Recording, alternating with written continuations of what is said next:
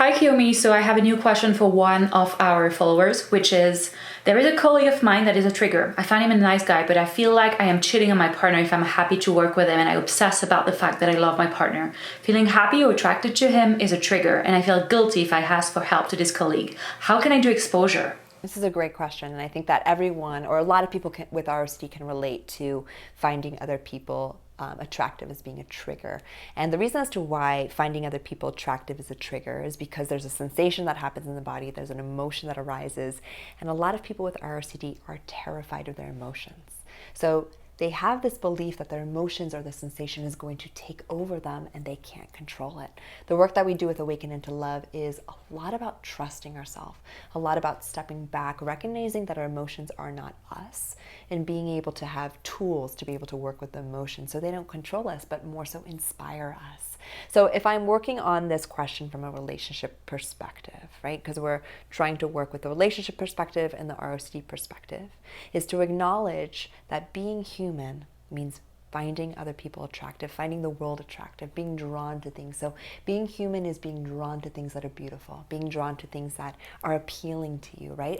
And so we do this on an everyday basis. We wake up, we're drawn to the sun, or wake up, we're drawn to maybe a cup of coffee. We'll wake up and we're drawn to our friends, the beauty of our friends. And so the work that we really do at Awaken into Love is so much about finding this place of trusting ourselves and recognizing our humanity. So big part of ROCD work, as I talk about the ROCD work, is working with the shame, working with the guilt, right? There's a belief with people with ROCD that shame and guilt is somehow helping them.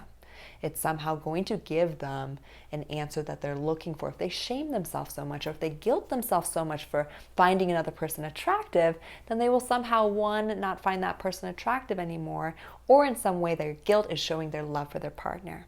So this is a bit of a myth. And a lot of people really believe that the guilt is actually helping them to show that they're in the right partnership. So being mindful of that can be really, really powerful. So as I go back into the relationship lens, understanding how normal it is to find other people attractive. The exposure work with this is being able to lean more into being okay with finding other people attractive, recognizing that that's human.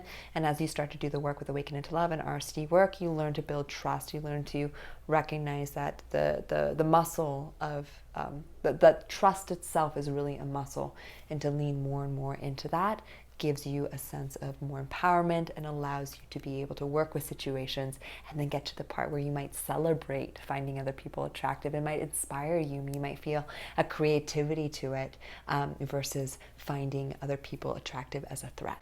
Let's take a moment also to talk about this word cheating. I think that in our society right now, there's such a strong emphasis and energy on cancel culture. And the words cheating, like emotional cheating, can be so exemplified and make us feel so guilty and so shameful. The thing about ROCD is that people who have ROCD are more hyper aware. They're more aware of their feelings. They're more aware of other people. They have more empathy. They tend to have a lot more compassion for other people, but they're a lot more hyper aware and hypersensitive to certain words like cheating. So they might take a word cheating, which has a complete definition from finding someone attractive, and they might say, oh my God, I'm a person that cheats. I'm such a bad person. So really being aware of the words that we use and really understanding kind of the definition that we're using and recognizing that we're in a society where there's so much cancel culture involved that can make someone who is highly sensitive, which is someone with ROCD typically, really feel bad about themselves and really feel guilty. If you're curious about how to go into exposure work and how to really work with the energy of attraction, then I invite you to check out the ROCD Academy, which we really talk about exposure work. We talk about obsessions, how to really work with them, because attractiveness and the trigger of attractiveness is so common. You'll find also a lot of people in our academy who are also working with this as well. So if this is really a big trigger for you and this is something that you really want to work on, I really invite you to start seeking help, start seeking support, because that is a really big foundation to finding freedom from ROCD and anxiety. Hi there. Maybe you're in the beginning of finding out about ROCD and anxiety.